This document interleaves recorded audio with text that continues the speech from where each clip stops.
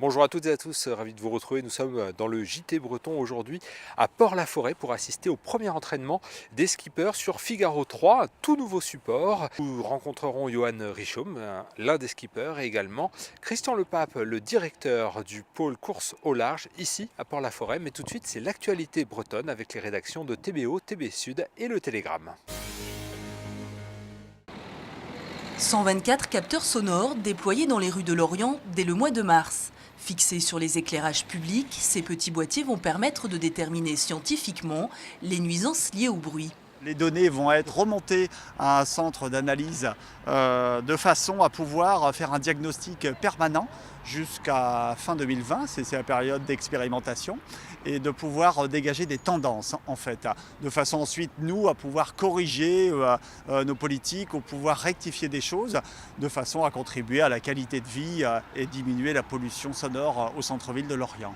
En marge de ces analyses, un questionnaire distribué depuis début janvier dans les boîtes aux lettres des quartiers les plus fréquentés. Et pour 54% des 200 Lorientais ayant déjà répondu, la circulation est la première nuisance sonore. On sait qu'on a de la nuisance liée aux fêtes le soir, aux bars, etc. Mais ce qui ressort en priorité, c'est la nuisance sonore liée au trafic routier. Donc on part vers une optique à généraliser la vitesse à 30 km/h sur la ville, ce qui va permettre à baisser la nuisance sonore. Diminution de la vitesse, mais également réfection de chaussées et refonte de trottoirs pourraient être envisagées afin de réduire l'impact sonore des voitures. Selon un sondage TNS Sofres, le bruit dans les agglomérations rendrait très irritable 25% des personnes interrogées, 20% voudraient même déménager. Si les projets hydroliens et éoliens en mer fleurissent un jour au large de la Bretagne, il faudra acheminer le courant via des câbles. Quel impact aura ce passage électrique sur la faune locale? C'est la question que se posent actuellement des scientifiques brestois en prenant comme exemple le homard. C'est une espèce déjà qui a un intérêt économique, qui est pêchée par énormément de pêcheurs en Bretagne. Et puis c'est une espèce qui fréquente les zones de raccordement électrique.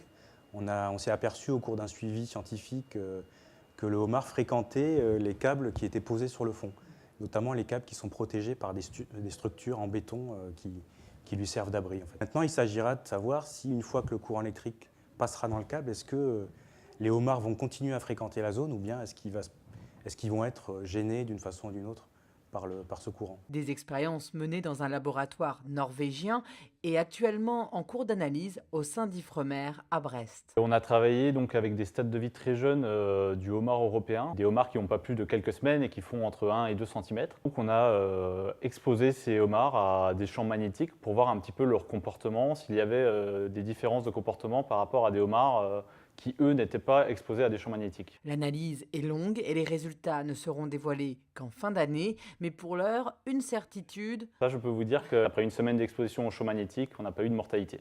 Alors, les homards vont-ils tuer les projets d'énergie marine renouvelable bretons?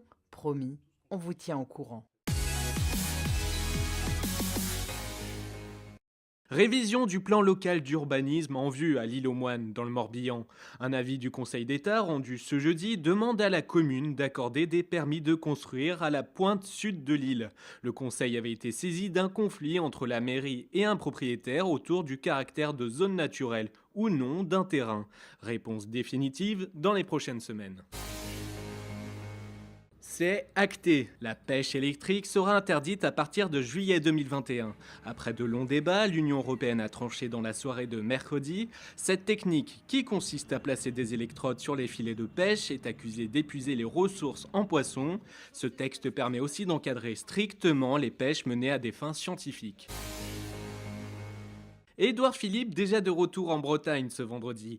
Après Rennes la semaine dernière, le Premier ministre est attendu cette fois dans le Finistère. Le matin, il a rendez-vous à Dinéol pour y rencontrer agriculteurs et syndicats avant une entrevue avec des chefs d'entreprise à Plomodierne. Sa journée pourrait s'achever par une apparition au grand débat à Quimper. Le Stade Rennais est le 5e meilleur centre de formation au monde. Ce n'est pas un breton chauvin qui le dit, mais l'Observatoire du football CIES. Le Stade Rennais a formé 46 joueurs évoluant dans les 5 meilleurs championnats. Seuls le Barça, le Real, l'Olympique Lyonnais et Manchester font mieux dans ce classement qui se repose sur le temps de jeu des joueurs. Guingamp se hisse à une honorable 49e place. On baisse la lumière aux environs de la Couillère, en Ille-et-Vilaine. Son observatoire vient d'être labellisé site d'observation astronomique exceptionnel. Un effort particulier contre la pollution lumineuse devra donc être mené dans un rayon de 10 km. Ce label est une belle reconnaissance pour les 120 amateurs de la Société astronomique de Rennes. L'an dernier, ils ont guidé 4000 visiteurs vers les étoiles. Johan, bonjour. Bonjour. Alors dans quelques minutes, c'est l'entraînement. Ce sont les premiers entraînements avec le Figaro 3. Première question déjà, quel est le ressenti sur ce bateau ? Le ressenti est très bon, hein. Le bateau est très agréable, beaucoup plus moderne forcément que l'ancienne version qu'on a utilisée jusqu'à l'année dernière. Donc déjà on a l'impression d'être sur un bateau moderne, qui est un petit peu plus à l'aise et tout, un petit peu plus sportif, avec plein de nouvelles choses à apprendre et c'est ça qui est très intéressant. Plus sportif parce qu'il y a ces fameux foils. Oui, les foils et puis aussi les voiles. Il y a beaucoup plus de surface à manier, hein. Le SPI est passé de 80 à 120 mètres carrés, donc c'est moins facile que le Figaro 2. C'est vous qui avez participé, puisque vous êtes architecte naval, hein, en plus d'être coureur et skipper, vous avez participé à la conception de ce bateau avec Beneteau, le fabricant. C'était une volonté d'avoir quelque chose de plus puissant, plus sportif peut-être ? Oui, il y avait une volonté parce qu'on reprochait au premier d'être un peu pâteau et de se traîner un petit peu dans le petit temps, comme on a eu hier d'ailleurs. Et là, on l'a vu, là il est à l'aise, il avance tout le temps. Donc déjà, ça c'est un vrai changement. Quand on parle du Figaro, il y a évidemment la solitaire, course que vous avez gagnée il y a 2 ans maintenant. Là, cette année, ça veut dire qu'avec un bateau plus puissant, ça va être encore plus sportif. On sait que c'est une épreuve quand même aussi de force humaine. C'est une épreuve d'endurance humaine, je dirais, et c'est avant tout un jeu d'échecs, la solitaire du Figaro. Donc c'est un sport très cérébral. Donc la condition physique ne joue pas énormément, mais forcément là, ayant un bateau un peu plus physique, ça aura une plus grande part.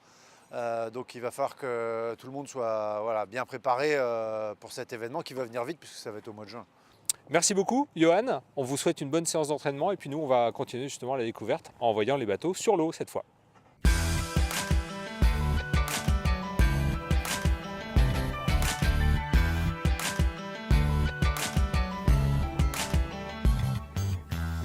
Donc Christian, là c'est un départ de course du coup entraînement, c'est ça ? Oui, c'est le 2e jour d'entraînement du premier stage en fait avec des Figaro 3. Donc avec des conditions plutôt sympathiques, mais une mer un peu formée, donc un clapot de sud-est qui génère pas mal de mer dans baie de la Forêt. Donc voilà, c'est les conditions idéales pour essayer de nouveaux matériels. Déjà 10 bateaux, c'est énorme ?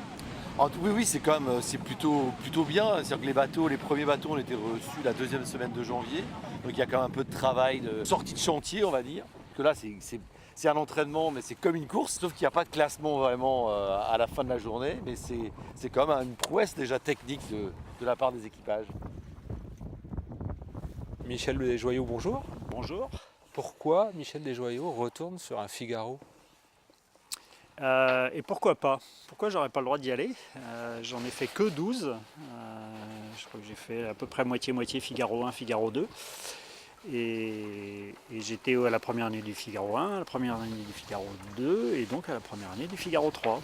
Et c'est une occasion de se remettre en cause, c'est une occasion de continuer de se faire plaisir. Ce sont des monotypes, on a tous le même. Donc, si on peut vraiment se mesurer. C'est le but. Et les différences là sur la 3e génération, les différences de production sont très faibles. À tel point qu'on ne se pose même plus la question et on a le même bateau que l'autre quoi qu'il arrive. À nous de mieux s'en servir, c'est tout. Alors pour l'instant c'est un peu l'inconnu, vous n'avez pas encore vraiment navigué avec ce bateau, mais vous avez quand même eu un petit aperçu il y a déjà quelques mois. En fait, avec le bureau d'études, on a œuvré entre les architectes VPLP et puis le chantier Beneteau.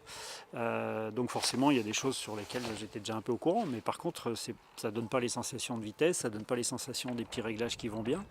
Et il y a un moment, il faut aller vraiment naviguer sur l'eau avec des concurrents les plus valeureux possibles, et c'est comme ça qu'on apprend le plus. Vous avez hâte de... Oui, là on a mis le bateau à l'eau ce matin, on l'a maté, on est en train de finir d'installer tous les trucs. Et j'irai naviguer vendredi, samedi, dimanche, lundi, mardi, mercredi, jeudi, et autant de fois que possible jusqu'à la solitaire le 2 juin. Dans quelques mois, c'est demain matin. Merci beaucoup, Michel Desjoyaux. Merci beaucoup. On se retrouve, nous, demain pour un nouveau JT Breton. À très bientôt sur notre antenne.